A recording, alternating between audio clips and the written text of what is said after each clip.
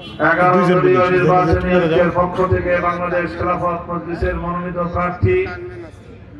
বাংলাদেশ খেলাফত মজলিসের সংগ্রামী মহাসচিব